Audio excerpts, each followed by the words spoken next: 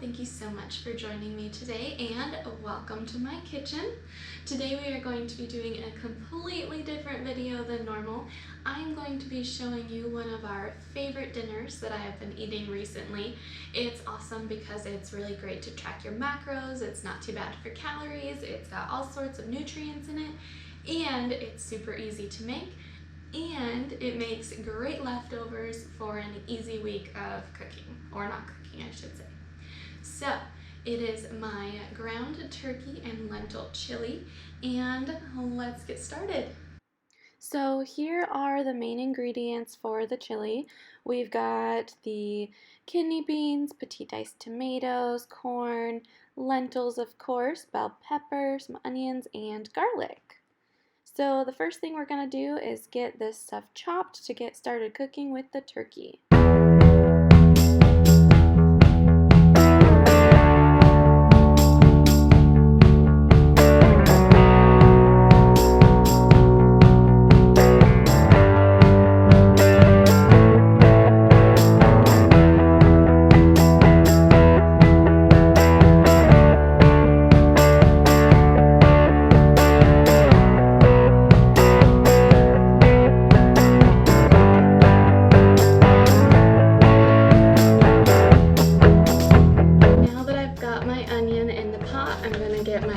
Turkey in there, get some salt and pepper going, and get the heat on so our turkey can start cooking.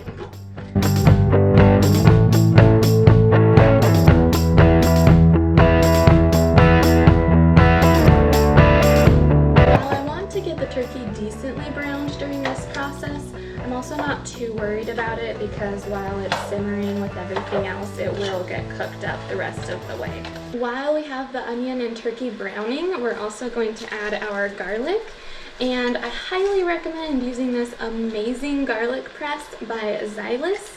You can put the entire clove with the skin and all in there and smush it out into your chili. So I'm going to start with this clove and show you how it works. I've got it put in there, and voila, we've got garlic coming out, no skin. I'm going to do a few cloves in here because it's a big batch. We've got 3 pounds of ground turkey in here. We've got 2 onions so far. We can definitely get a decent amount of garlic going.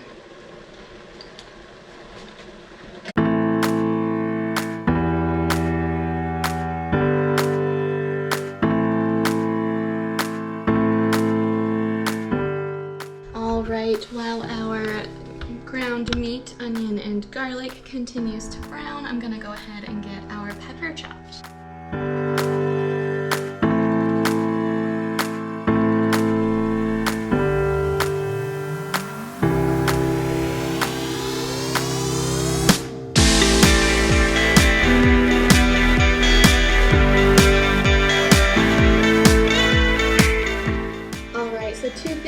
This point that you do not have to do the same as me, but these are just my personal choices. First is the fact that I chopped the green pepper pretty large. It cooks down quite a bit while it's simmering, and I just kind of like having the larger chunks in my chili personally. So that is the first part. And the second is, you may have noticed that I did not drain the chili. Now you can definitely do this if you would like, however, I choose not to because I use 93.7 lean turkey, so there's not that much fat to begin with. And second of all, if I were to do it all together, it's not like I would be able to drain it. And third of all, I just don't really like taking the time to drain it. Just a personal preference. I know some of you may be like, oh, horrible, but you know, that's just me. So, we are looking pretty good here though, so I'm going to go ahead and start adding our other ingredients. I also like to kind of make sure I'm really chopping up the turkey as I go. My husband doesn't always like to do that, but that's what I like to do. Alright, I've got 2 cans of drained kidney beans, and these are dark red kidney beans. Then I have 1 can of undrained corn. then I have two, let's see, these are 14.5 ounce cans of petite diced tomatoes, or you could just buy a large one of 28 ounce. And then I'm going to start with just a cup of water to get it mixed all together.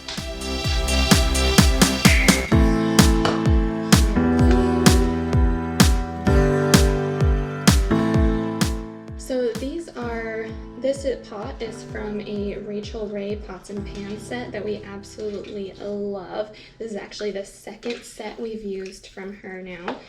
So I will link that down below as well for you because I highly recommend it. And I'll also link the knives down below because they're a really nice set of knives, and if you're looking for some, I also highly recommend those. All right, I'm gonna go ahead and do one more cup of water based on how it's looking now, considering how it's gonna cook down, and we haven't added our lentils yet. So our last main ingredient to add is our lentils. I do a cup of lentils, and then we will add our spices. See if I can manage to not make a mess with the lentils. Whew. Close call.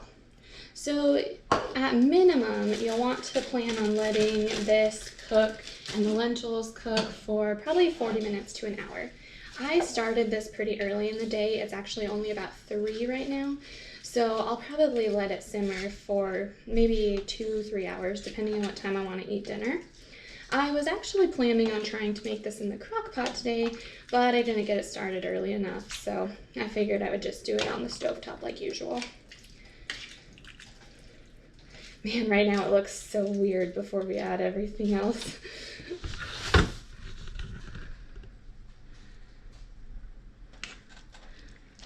So now we are adding James's favorite secret ingredient, ketchup. Originally, when we started doing this recipe, we used tomato paste, and after we just started using the ketchup, we just found it was so good. So I am going to do a 1/3 cup of ketchup, and then I'm going to add our spices. We're going to do 3 tablespoons of chili powder.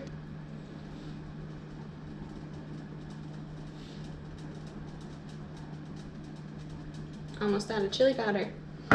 We're gonna do 2 tablespoons of garlic powder.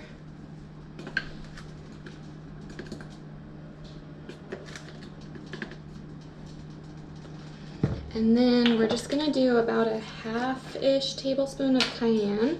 I don't want to get another one dirty, so I'm just gonna fill this sucker up about halfway. And call it good. The chili powder has a lot of spice in it already, so that's why it just doesn't need a lot of cayenne. You can definitely add more if you're a spicy person. You could also add paprika if you like that kind of flavor, but without the actual spicy side of it. So now with the ketchup and the seasonings, it'll start to take on a more chili look and color. So that is everything. Oh, actually, just kidding, I forgot our salt. I think we do about a tablespoon of the salt, but because I use the pink Himalayan and I grind it, I can't say for sure, but it's definitely a kind of taste as you go. You might want to add a little more, a little less. I'm going to throw a little pepper in here too. Okay. So now we have added all of our ingredients and we are going to let her simmer. A little bit later on before we eat it, we will add a little bit of cornstarch and that'll thicken it up and just kind of finalize the chili effect. So now we're going to grab one of my lids.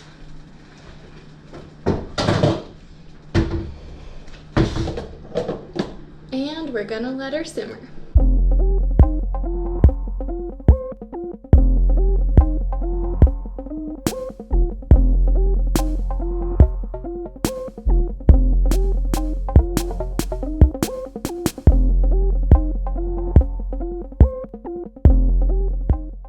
So we've now been simmering for about an hour, so I'm going to add our cornstarch and probably a little bit more water.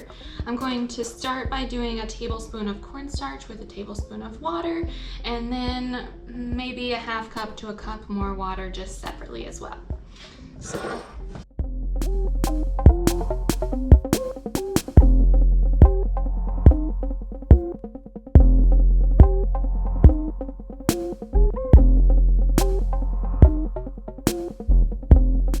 Just for the fun of it, I decided to add another half tablespoon of cornstarch, and I did a tablespoon of water just to get it mixed up so it's not clumpy. And I'm just curious if it makes it thicker, or maybe it'll make it too thick, and I will have to tell you to not do this. We shall see. So now that we've got our cornstarch and a little bit extra water mixed in though, I'm gonna let it go ahead and simmer probably about another 20 minutes or so, and then hopefully it is ready to eat because both James and I are super hungry.